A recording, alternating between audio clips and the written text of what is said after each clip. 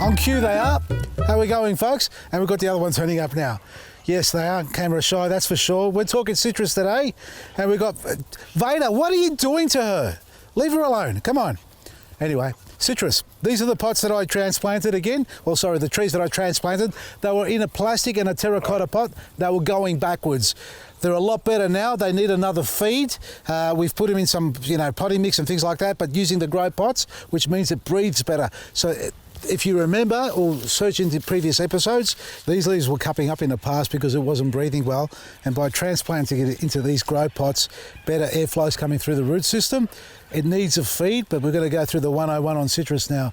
Now, if you look around here, these trees are all slightly, well, I could see them slightly discolouring, and it's quite typical for this time of the year. Some more so than others, and it really depends on the size of the plant, the positioning, and obviously the soil and what's surrounding the root system if there are any other plants.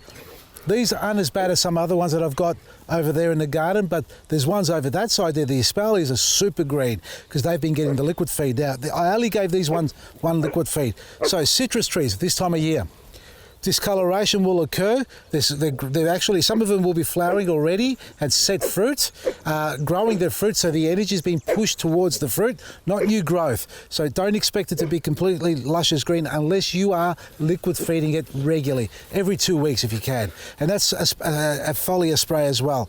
On the new growth, you get leaf cupping or curling of the leaf. It's called citrus leaf minor. Now, this time of the year, you may see cupping of the leaf. Now, this type of cupping, as I said earlier, is because of lack of airflow, too much moisture in the ground. All those above will cause that to happen. The other type of cupping or deformation of the leaf is when it twists and turns like that, but you also have a little snail-like trail on the leaf, a slithering line on it. That's citrus leaf minor larvae slithering inside and deforming the leaf.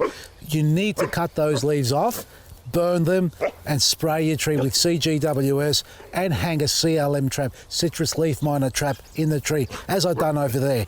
That will stop it from getting any worse. It's never too late to spray your tree. You can use Eco Oil if you like, or Eco Neem.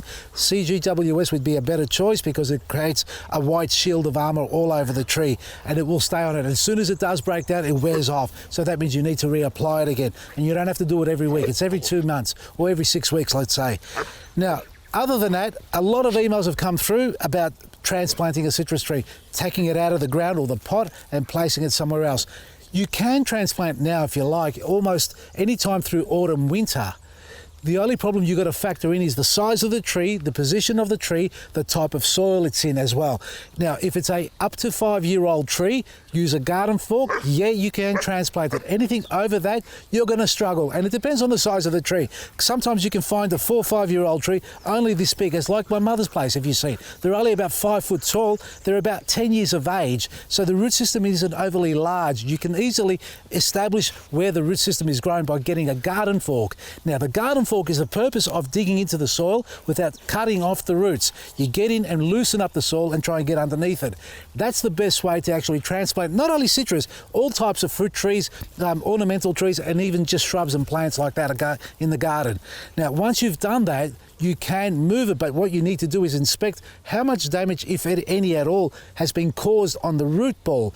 If you've done damage to the root ball, you're going to have to compensate that damage by cutting back the top half of the tree. That means removing the flowers and fruit and even cutting back the foliage to maybe 30% up to 60% if you like. 50 if you want to go even numbers. That is the way you're going to compensate, but also, if you can, and it depends again on the size of the root ball. If it's a big root ball like this here, it's going to be pretty difficult, but you need to soak it with a seaweed solution. If you like liquid gold, that's my favourite. It's the top end shelf of seaweed solutions. So you can go with sea salt, and there's other products out there in the market you can try as well.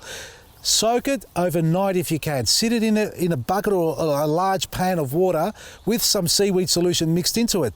Then go to the area where you're going to plant it and dig the hole well. Digging a hole is not about getting it big enough so you can just drop the tree in. You need to make it 1.5 to 2 times wider and deep, but not replacing the soil. If you replace the soil, you're going to create a well, basically, because most times what happens is the soil that you put back into that hole is going to be a lot loose, a lot more draining, free-flowing, so it means it will attract the moisture from the surrounding hard surface soil going into there. So what happens to your tree? It sits in water. Now you can elevate the tree above ground and mound the soil up as well. That will work. So transplanting a citrus tree can be done. Yes, it can be done now all the way through to mid to almost late winter. If it starts to get a bit warm, I wouldn't touch them. But if you're going to do it now, basically. Garden fork, loosen it up. Nothing over 5 years of age I don't recommend unless you know exactly what you're doing. And even then, sometimes it's a hit and miss. The tree is a living organism and it's up to itself whether it wants to survive.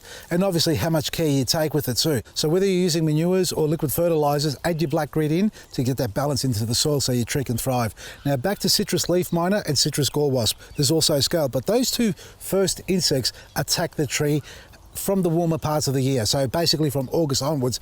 But in autumn, the citrus leaf miner is more active. So you'll find that at the end of summer, autumn, it's when it attacks the tree. So that will attack the foliage, whereas citrus gall wasp will attract the new branches. So both on the new growth of the tree. One attacks the branch, causes a lump to appear and slows down the sap flow through the branch, whereas the other one attacks the leaf and causes it to deform.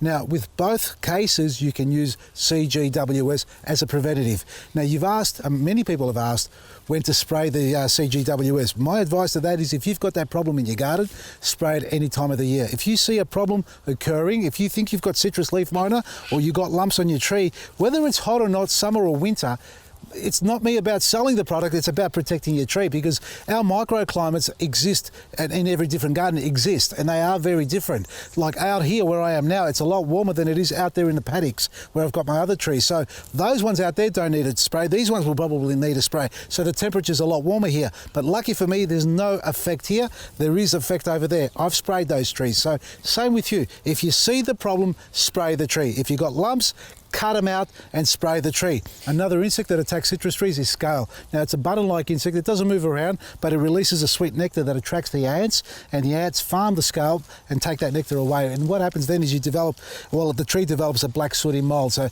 all the stem here will start to blacken off. The leaves start to get black on them too. And in worst cases, you'll get the fruit getting a black sooty mold. Now, it doesn't affect the fruit internally, so you can still eat it. It's just unsightly, but it does suffocate the tree if it's excessive. You need to spray with eco oil regularly every 10 to 14 days to get rid of the problem. Now, if the scale is alive and you squeeze on those little button insects, blood will come out. If it's dead, it'll turn to powder, so you know you've knocked that out. That's how you recognise the difference between live and dead scale. Spray the tree. The black sooty mold, once the scale's dead, will slowly evaporate, disappear off the tree, but you need to hose it down a couple of times. So feeding your trees every 3 months, not every 6 months or once a year or when you think it needs a feed. Feed them every 3 months, and if you're really keen, liquid feed them at least once a month with our EcoButch and Liquid Gold, and that way your trees will be able to thrive, give you lots of fruit. These are young trees. There have been trials for me in the past with the different types of pots that I had, but I've given up doing the trials, so now I'm going to settle them down, and you'll see the grapefruit needs a bit of a feed. The mandarine's fine. This one here, the mandarine's fine as well. They're okay. The orange needs a little bit of a feed. You can see the tip yellowing off there, but all that can be rectified with a liquid feed and a bit of manure or compost around the base. Now, folks, it is our buy one, get one free twin pack sale for our VIP members. As we said in the past, it's going to be a lot of sales going on for VIP members only. If you're not a VIP member, subscribe today to enjoy the great deals and benefits. Now, with a buy one, get one free, you're going to get a 50% off plus, so over 50% off on Vasili's Choice products, that is. Any Vasili's Choice products online, you'll find them in packs or in singles. You'll be able to get buy one and another one free for less than half price. If you're not a VIP member, subscribe today. Subscribe today so you can enjoy the great deals and benefits, and you'll get 20 rewards points added into your account, which is valued $20, which you can take off your next order, so you get it even cheaper. All the great deals and great prices and best products for you at Vasili's Garden. From me, Vasili, Maresi.